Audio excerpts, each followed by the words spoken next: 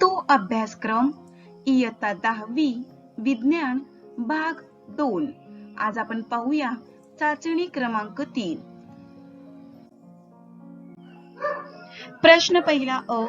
1. दिलेल्या पर्यायांपैकी योग्य पर्यायाचा क्रमांक लिहा. 2 गुण. वनस्पतींची वाढ करणे हे विभाजीय ऊतीचे महत्त्वाचे कार्य आहे. बोमन संपुटातील रक्तकेशिकांच्या जाळीला ग्लोमेरुलस म्हणतात. चुकी बरोबर ते लिहा. एकसंकर पद्धतीत दुसऱ्या संतानीय पिढीतील स्वरूपविधा गुणोत्तर 9 त्यास 1 असे असते. हे विधान चूक आहे. प्रश्न पहिला ब. खालील प्रश्न सोडवा. गटात न बसणारा शब्द ओळखा. रंग, गाळ, राख, मेलेला उंदीर. यामध्ये वेगळा शब्द मेलेला उंदीर. सहसंबंध ओळखा. स्त्रिया टर्नर सिंड्रोम, पुरुष क्लाइनफेल्टर्स सिंड्रोम. स्नायू व अस्थी यांना जोडणाऱ्या ऊतीचे नाव लिहा. स्नायुरज्जू.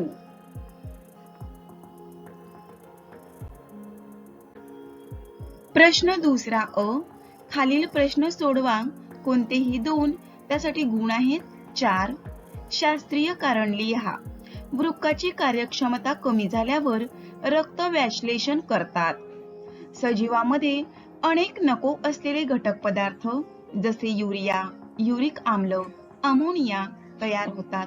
हे पदार्थ जर शरीरात साचून राहिले तर गंभीर इजा पोहोचू शकतात किंवा काही वेळा त्यामुळे मृत्यू देखील होऊ शकतो. वृक्क निकामी झाल्यास शरीरातील रक्तात हे नायट्रोजन युक्त विषारी पदार्थ साचून राहतात. हे पदार्थ बाहेर काढण्यासाठी कृत्रिम उपकरणाचा म्हणजे व्याश्लेषण यंत्राचा वापर करावा लागतो.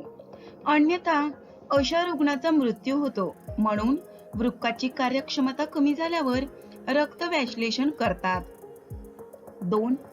ओघ तक्ता पूर्ण करा. घन कचऱ्याचे दुष्परिणाम. कचऱ्याची दुर्गंधी येते, हवा प्रदूषण होते, नैसर्गिक सौंदर्याचा ऱ्हास होतो आणि विषारी वायूची निर्मिती होते. आकृतीत दाखवलेली विकृती ओळखून नाव लिहा व या विकृतीची वैशिष्ट्ये लिहा. डाऊन सिंड्रोम किंवा मंगोलिकता. ही विकृती डाऊन सिंड्रोम किंवा मंगोलिकता आहे. 1.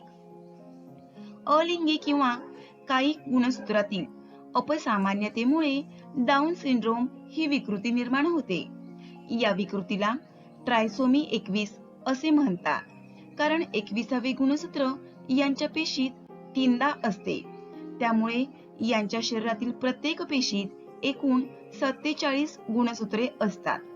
अशी बालके मानसिक वाढ खुंटल्यामुळे मतिमंद असतात.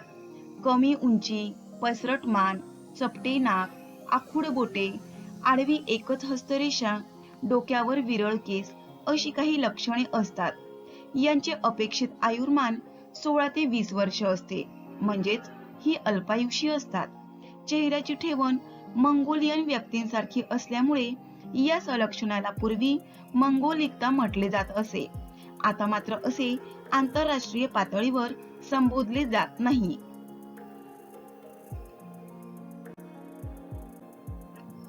प्रश्न दुसरा ब. खालील प्रश्न सोडवा. कोणतेही 3, गुण 6, प्रत्येकी 2 गुण. फरक स्पष्ट करा. द्विबीजपत्री आणि एकबीजपत्री वनस्पती. द्विबीजपत्री यात 2 बीजपत्रे असतात, तर एकबीजपत्री यात 1 बीजपत्र असते. द्विबीजपत्रीमध्ये ठळक प्राथमिक मूळ असते, तर एकबीजपत्रीमध्ये तंतुमुळे असतात. द्विबीजपत्रीमध्ये मजबूत आणि कठीण खोड असते, उदाहरणार्थ वटवृक्ष. एकबीजपत्रीमध्ये पोकळ, आभासी, चकतीसारखे खोड असते, उदाहरणार्थ बांबू, केळी, कांदा.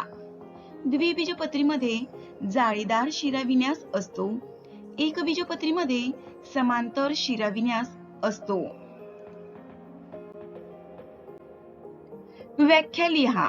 प्रतिजैविक सूक्ष्मजीवांचा नाश व त्यांच्या वाढीस प्रतिकार करणारी जीवाणू व कवकापासून मिळवलेली कार्बनी संयुगे म्हणजे प्रतिजैविके होय. ब. DNA finger printing. प्रत्येक व्यक्तीत असलेल्या डीएनएच्या आराखड्याचा क्रम शोधला जातो. वंश ओळखण्यासाठी किंवा गुन्हेगाराला ओळखण्यासाठी याचा उपयोग होतो.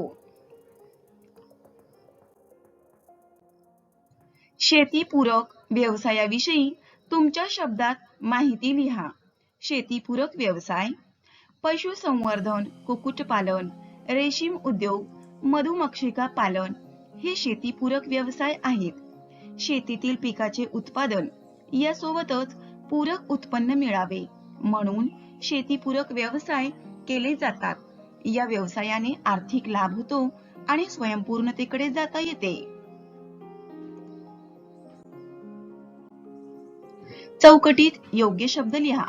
मेंदूच्या डाव्या बाजूची कार्ये: तार्किक विचार, विश्लेषणात्मक विचार, शास्त्र व गणित, भाषा. मेंदूच्या उजव्या बाजूची कार्ये: सर्वांगीण विचार, प्रतिभात्मक विचार, नवनिर्मिती, कला व संगीत.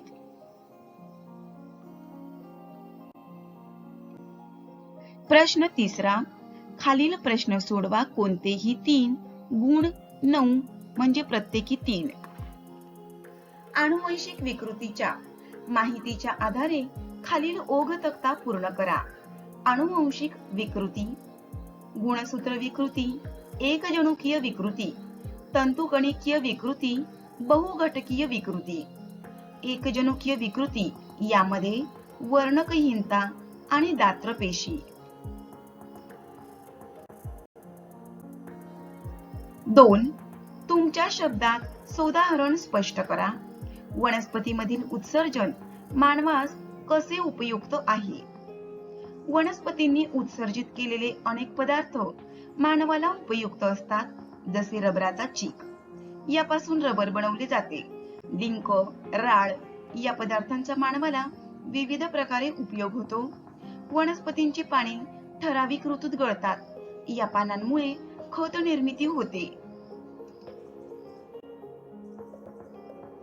आकृतीचे निरीक्षण करा व उत्तरे लिहा. 1 व 2 मध्ये नेमका काय फरक आहे? 1 आणि 2 यामध्ये पेटत्या मेणबत्तीच्या ज्योतीवर बोटाने स्पर्श झाला आहे, त्यामुळे हात झटकन मागे गेला आहे. संवेदी चेतापेशी यांनी वेदनामय परिस्थिती जाणून घेतली आहे. अधिक भाजू नये म्हणून हात मागे गेला आहे. 4. ही कोणती चेता आहे? ही सहयोगी चेता आहे. 7. हा प्रतिसाद नेमका कुठपर्यंत पोहोचला आहे? या ठिकाणी 7 आहे. हा प्रतिसाद दंडातील स्नायूपर्यंत पोहोचला आहे. डीएनए रेणूची रचना आकृतीच्या सहाय्याने स्पष्ट करा. डीएनए म्हणजेच डीऑक्सिरायबोज न्यूक्लिक ऍसिड. डीएनए रेणूची रचना सर्व सजीवात सारखी असते. 1953 साली वॅटसन आणि क्रिक यांनी या रेणूच्या रचनेची प्रतिकृती तयार केली.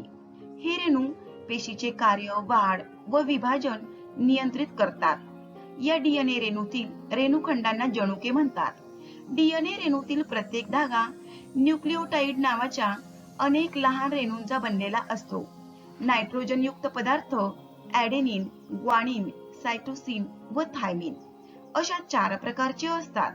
त्यापैकी ॲडेनिन व ग्वानिन यांना प्युरिन्स म्हणतात, तर सायटोसिन व थायमिन यांना पिरिमिडिन्स म्हणतात.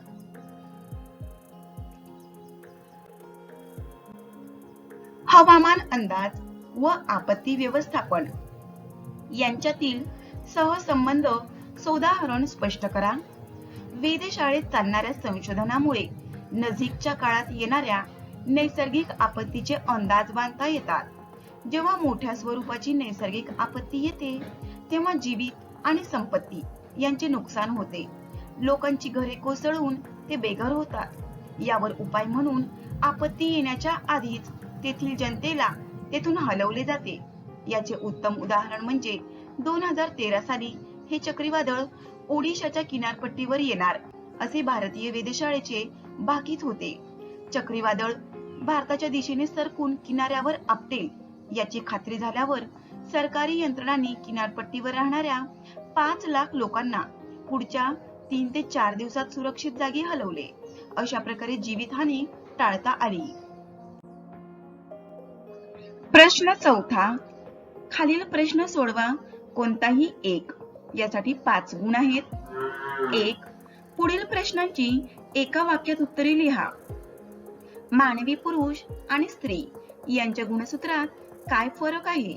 स्त्रियांमध्ये 44 काही गुणसूत्रे आणि 2 XX ही लैंगिक गुणसूत्रे असतात, तर पुरुषांमध्ये 44 काही गुणसूत्रे आणि XY ही लैंगिक गुणसूत्रे असतात. आ. मानवातील प्रभावी लक्षणांची नावे लिहा. दुमडणारी जीभ, हातावर केस असणे, कुरळे केस इत्यादी. जनुक म्हणजे काय? डीएनएच्या ज्या खंडामध्ये प्रथिनाच्या संश्लेषणासंबंधी सर्व माहिती साठवलेली असते त्याला जनुक असे म्हणतात. दात्रपेशी पांडुरोग या विकारात अमिनो आम्लात कोणते बदल होतात? हिमोग्लोबिन रेणूच्या रचनेतील 6वे अमिनो आम्ल याची जागा व्हॅलिन हे आम्ल घेते. सॉफ्टवेअर म्हणजे काय? सॉफ्टवेअर म्हणजे संगणकाला दिल्या जाणाऱ्या सूचना, पुरवली जाणारी माहिती आणि संगणकाकडून मिळणारी विश्लेषित माहिती होय. आकृतीचे निरीक्षण करून पुढील प्रश्नांची उत्तरे लिहा. हे कोणते चक्र आहे? हे कार्बन चक्र आहे. हे चक्र महत्वाचे का आहे?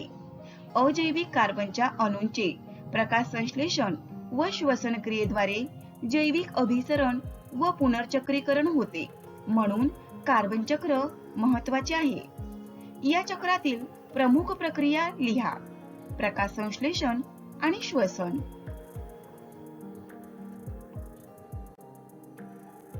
धन्यवाद. व्हिडिओ आवडल्यास लाईक व शेअर करायला विसरू नका. जर चॅनलवर नवीन असाल तर सबस्क्राईब करा, जेणेकरून पुढील व्हिडिओचे नोटिफिकेशन आपणास मिळेल.